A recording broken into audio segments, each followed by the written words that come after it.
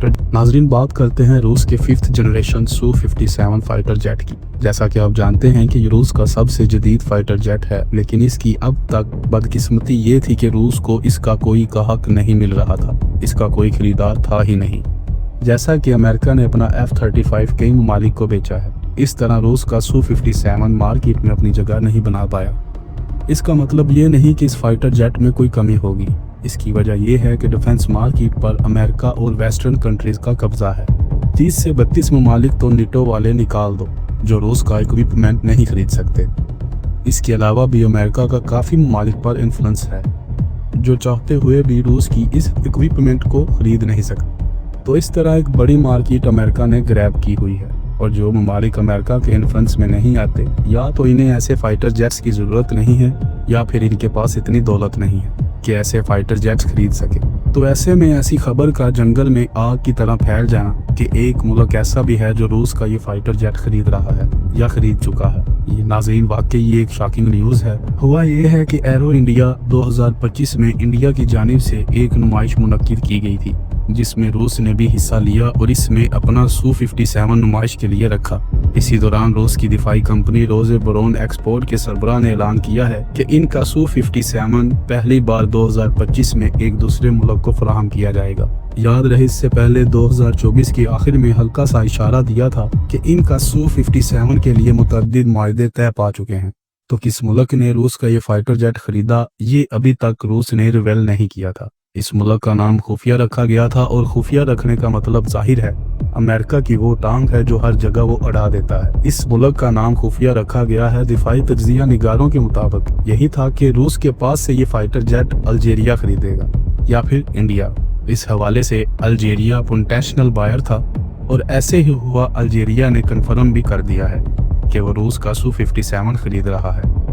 अब इसमें हैरत की बात नहीं है कि अलजायर क्यों खरीद रहा है, क्योंकि अलजायर का रूस के साथ तवील अरसे से ताल्लुक रहा है और इसके फौजी साजो सामान का बुनियादी सप्लायर भी रहा है। अलजायर के पास पहले ही रूसी फौजी साजो सामान के एक वसी रेंज मौजूद है, जिसमें Su-35 जेट्स, MiG-29 और Su-24 और S-300 जैसे एयर डिफेंस सिस्टम शामिल हैं। Su-57 के इजाफे से अलजायर एयरफोर्स की सलाहियतों में नुमाया इजाफा होगा, जिससे मुल्क की हैसियत अफ्रीका की सबसे ताकतवर फिजाइया में से एक के तौर पर मजीद मजबूत होगी।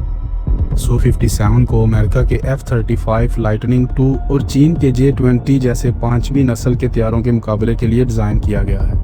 ये अपनी जदीद स्टेलथ सलाहियतों, सुपर मैनुअलिटी और जदीद तरीन एवियोनिक्स की वजह से नुमाया है। गर्चा अलजायर के माहदे की मखसूस शराइत खफी हैं, लेकिन ये इशारा दिया गया है कि Su-57 का एक्सपोर्ट वर्जन मगरबी हम मनसूबों खास तौर पर F-35 के मुकाबले में काफ़ी सस्ता होगा। ये खरीदारी अलजायर की जारी फौजी जदीद कारी की कोशिशों का हिस्सा है, जिसका मकसद इलाकाई फ़िज़ाई बरतरी बरकरार रखना और अपनी दफाई सलाहियतों को मजबूत करना है।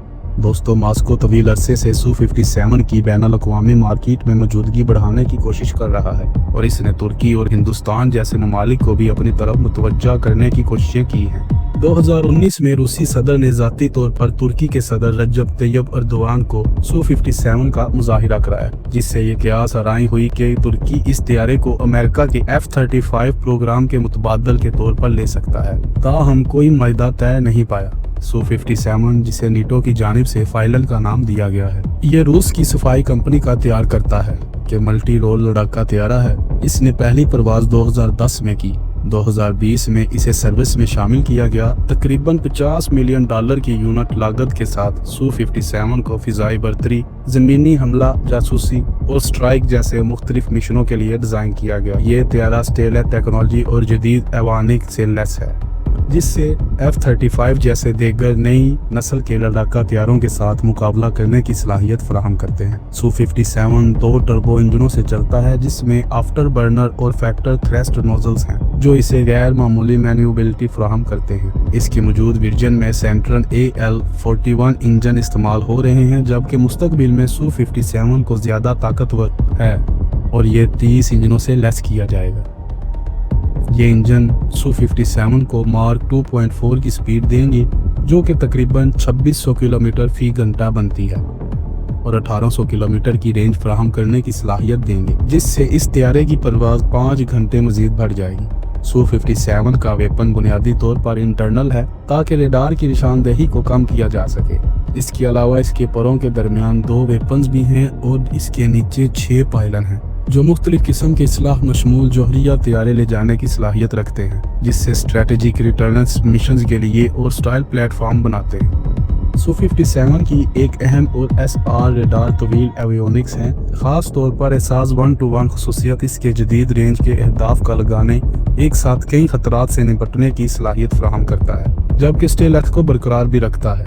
दोस्तों, अगर इस फाइटर जेट का अगला कोई खरीदार हो सकता है तो वो भारत ही होगा, क्योंकि भारत को इस वक्त 5th जनरेशन फाइटर जेट की अशद ज़रूरत है और भारत का अपना 5th जनरेशन जेट जल्दी बनने वाला नहीं है और भारत के पास ऑप्शन 2 ही हैं, एक है 35 और Su-57, और मेरे ख्याल से भारत F-35 लेने से कतरा रहा है क्योंकि इसमें बहुत से टेक्निकल फेलियर्स आ चुके हैं, जबकि Su-57 भी भारत का कहना था कि इसकी रिक्वायरमेंट पूरी नहीं कर रहा, जबकि इससे पहले भारत Su-57 प्रोजेक्ट का हिस्सा भी रह चुका है, जो कि भारत ने महंगा प्रोजेक्ट कहकर छोड़ दिया था। लेकिन Su-57 की ऑप्शन अब भी भारत के लिए खुली है अगर वो इसे लेना चाहे तो। नाज़रीन, इस बारे में अपनी राय का इज़हार कमेंट सेक्शन में ज़रूर कीजिएगा। उम्मीद है आज की वीडियो आपको पसंद आई होगी, तो इस वीडियो को एक लाइक ज़रूर दीजिएगा और अपने दोस्तों के साथ शेयर कीजिएगा, और चैनल पर आने वाले तमाम नए दोस्तों से गुजारिश है कि इस चैनल को सब्सक्राइब कर लें। मिलते हैं अगली वीडियो में एक ऐसी ही इंटरेस्टिंग न्यूज़ के साथ। तब तक अपना ख्याल रखिएगा। अल्लाह निगहबान।